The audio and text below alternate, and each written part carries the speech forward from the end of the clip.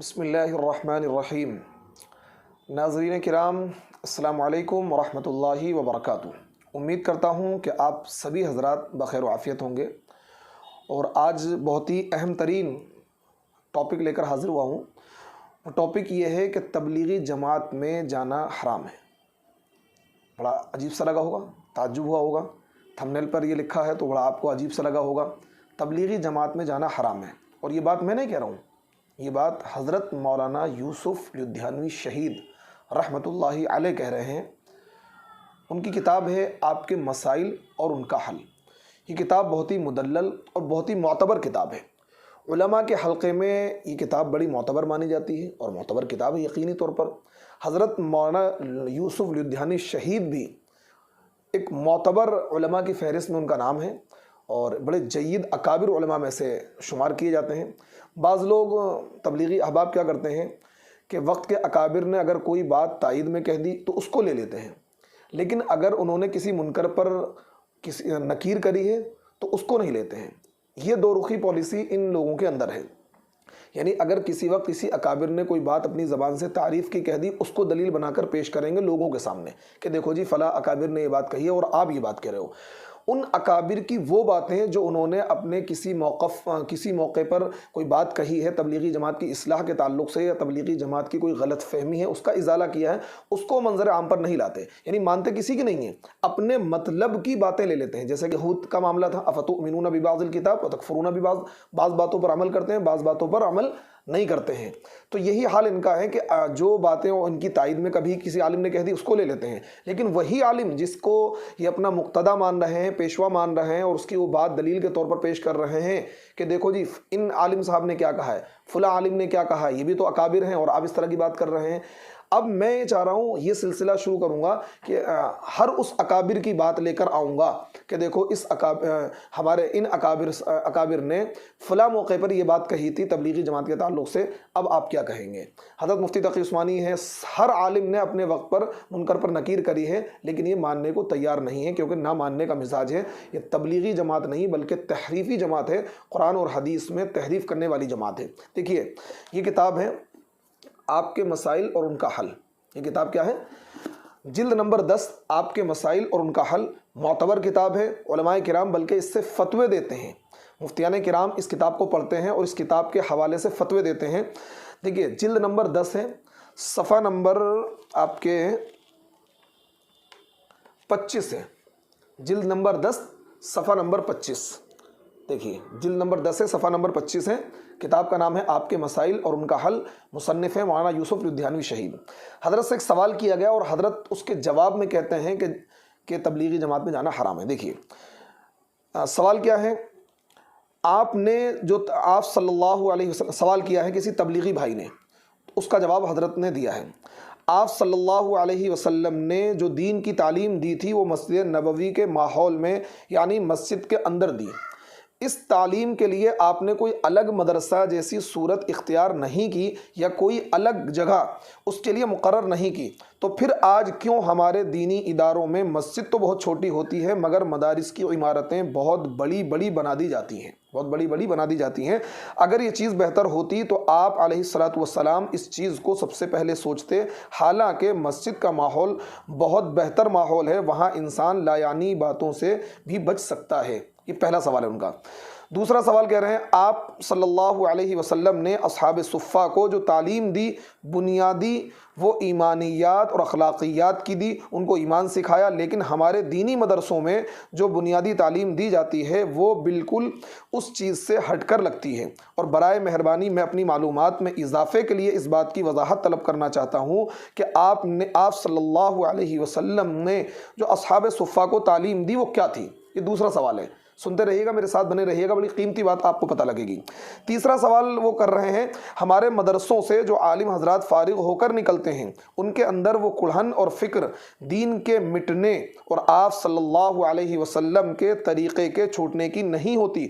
जो फ़िक्र और कुल्हन हज़रत मोहम्मद सल्लल्लाहु अलैहि वसल्लम की थी या हज़रात सहाबा की थी, और वो लोगों से इस आजिज़ी और इनकिसारी से बात नहीं करते जिस तरह हमारे अकाबिर और आप या और जो दूसरे बुज़ुर्ग मौजूद हैं वो बात करते हैं।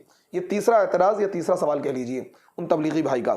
چوتھا کہہ رہے ہیں معذرت کے ساتھ اگر اس خط میں مجھ ناچیز سے کوئی غلط بات لکھی گئی ہو تو اس پر مجھے معاف فرمائیں، اگر اس خط کا جواب آپ خود تحریر فرمائیں تو بہت مناسب ہوگا۔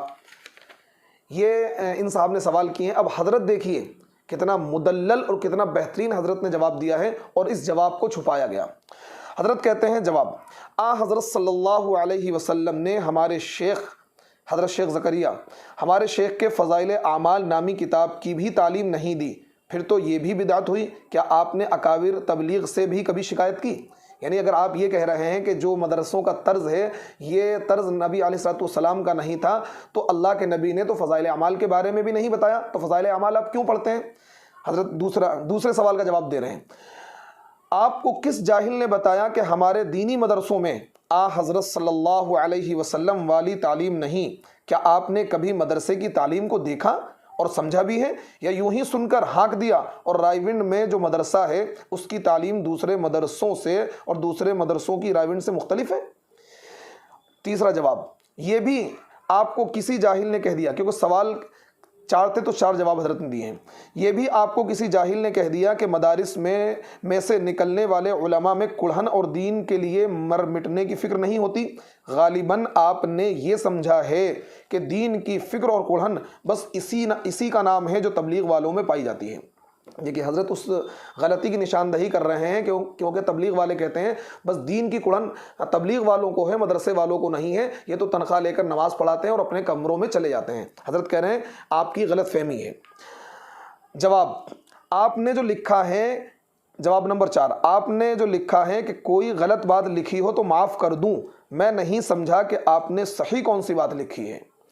حضرت لکھ رہے ہیں، اب دیکھیے حضرت نے جو مین بات یہاں پر کہی ہے جو سنانا چاہتا ہوں، لوگ مجھ سے شکایت کرتے رہتے ہیں کہ تبلیغ والے علماء کے خلاف ذہن بناتے ہیں اور میں ہمیشہ تبلیغ والوں کا دفاع کرتا رہتا ہوں۔ حضرت یہ کہہ رہے ہیں کہ لوگ مجھ سے ہمیشہ شکایت کرتے ہیں کہ تبلیغ والے تبلیغ میں لے جا کر علماء کے خلاف، مدرسوں کے خلاف ذہن بناتے ہیں، اور یہ باتیں میں سنتا رہتا تھا لیکن کبھی میں نے اس پر ریئیکشن نہیں دیا، میں دفاع کرتا تھا، میں کہتا تھا نہیں ایسا نہیں ہے، آپ کی غلط فہمی ہے۔ لیکن اب حضرت کہہ رہے ہیں لیکن آپ کے خط سے مجھے اندازہ ہوا کہ لوگ کچھ زیادہ غلط بھی نہیں کہتے۔ یعنی حضرت یہ کہہ رہے ہیں مجھ تک جو شکایتیں پہنچتی ہیں کہ تبلیغ والے علماء کے خلاف ذہن بناتے ہیں، مدرسوں کے خلاف ذہن بناتے ہیں، وہ بالکل ٹھیک کر رہے ہیں۔ اب مجھے اندازہ ہو گیا ہے آپ کے اس خط سے، آپ جیسے عقل مند جن کو دین کا فہم نصیب نہیں، ان کا ذہن واقعی علماء کے خلاف بن رہا ہے۔ یہ جاہل صرف تبلیغ میں نکلنے کو دین کا کام اور دین کی فکر سمجھے بیٹھے ہیں، اور ان کے خیال میں دین کے باقی سب شعبے بیکار ہیں۔ یہ جہالت کفر کی سرحد کو پہنچتی ہے۔ دیکھیے حضرت کیا کر رہے ہیں، یعنی یہ جہالت جو بھر گئی ہے کہ دین بس تبلیغ ہی دین ہے اور دین کا کام صرف تبلیغ والے ہی کر رہے ہیں، باقی شعبوں کو کچھ نہیں سمجھتے ہیں۔ حضرت کہہ رہے ہیں یہ جہالت کفر کی سرحد کو پہنچتی ہے کہ دین کے تمام شعبوں کو بیکار سمجھا جائے اور دینی مدارس کے وجود کو فضول قرار دیا جائے۔ میں اپنی اس رائے کا اظہار ضروری سمجھتا ہوں۔ دیکھیے حضرت نے فرض منصبی نبھایا۔ حضرت کہہ رہے ہیں میں اپنی اس رائے کا اظہار ضروری سمجھتا ہوں کہ تبلیغ میں نکل کر جن لوگوں کا یہ ذہن بنتا ہو وہ گمراہ ہیں اور ان کے لیے تبلیغ میں نکلنا حرام ہے۔ دیکھیے تو اس لیے میں نے کہا کہ تبلیغ میں نکلنا حرام ہے ایک خاص علت کی وجہ سے، اور یہ بات میں نہیں کہہ رہا ہوں، حضرت مولانا یوسف لدھیانوی شہید رحمۃ اللہ علیہ اپنی کتاب آپ کے مسائل اور ان کا حل جلد نمبر 10 صفحہ نمبر 25 سے 26 تک 2 صفحوں میں یہ مضمون ہے۔ حضرت نے کہا کہ جن لوگوں کا تبلیغ میں جا کر یہ ذہن بنتا ہے کہ علماء کے خلاف ذہن بنتا ہے، مدرسوں کے خلاف ذہن بنتا ہے، اور وہ یہ سمجھتے ہیں کہ دین کا سارا کام ہم ہی کر رہے ہیں اور اس سے بہتر دین کا کوئی کام نہیں ہے، بس یہی دین کا کام ہے، علماء کی تخفیف ان کے دلوں میں پیدا ہو رہی ہے، تو یقیناً یہ لوگ گمراہ ہیں اور ایسے لوگوں کے لیے تبلیغ میں جانا حرام ہے۔ کیوں حضرت نے حرام کہا؟ اس لیے کیونکہ یہاں علماء کی تخفیف پیدا ہو رہی ہے، علماء کی تحقیر پیدا ہو رہی ہے، اور باقی دین کے جتنے بھی شعبے ہیں ان کا انکار لازم آ رہا ہے۔ تو خدا را اللہ کے واسطے میں آخر میں کہنا چاہوں گا تبلیغی بھائیوں سے کہ آپ اپنی اصلاح کریں، اور آج یہ بات حضرت نے 25 سال پہلے 30 سال پہلے لکھی ہے، اور ہم یہ سمجھتے تھے کہ پاکستان کے حالات کچھ بہتر ہوں گے، بلکہ اب سننے میں آ رہا ہے کہ انڈیا سے زیادہ مطلب تحریف وہاں کے تبلیغی لوگ کرتے ہیں. جتنی تحریف یہاں کے تبلیغی کرتے ہیں اس سے کہیں زیادہ تحریف اور دین میں غلط باتیں شامل پاکستان کے تبلیغی جماعت کے لوگ کر رہے ہیں. اور 25-30 سال پہلے دیکھیے یہ حال تھا. آج میں کہتا ہوں 100% تبلیغی جماعت میں جانے والے لوگوں کا اکثر 100% تو نہیں کہیے 1% شاید اس میں ایسے لوگ ہیں جو مطلب علماء کی ناقدری نہیں کرتے ہیں، لیکن 99% لوگ ایسے ہیں جو علماء کی ناقدری کرتے ہیں، علماء کی تحقیر کرتے ہیں، اور اس کام کے علاوہ باقی سارے دینی شعبوں کو، مدرسوں کو فضول سمجھتے ہیں، بیکار سمجھتے ہیں. مجھے امید ہے کہ آپ اس بات کو سمجھ گئے ہوں گے، اور انشاءاللہ میری اس ویڈیو کو دوسروں تک پہنچائیں اور اس پیغام کو عام کریں تاکہ لوگوں کی اصلاح ہو سکے اور پتہ چل سکے یہ تبلیغ والے کیا کر رہے ہیں، کس طریقے سے علماء کے خلاف اور مدرسوں کے خلاف ذہن بنا رہے ہیں. امید کرتا ہوں کہ آپ کو یہ ویڈیو پسند آئی ہوگی. آپ اپنا خیال رکھیے گا. السلام علیکم ورحمۃ اللہ وبرکاتہ.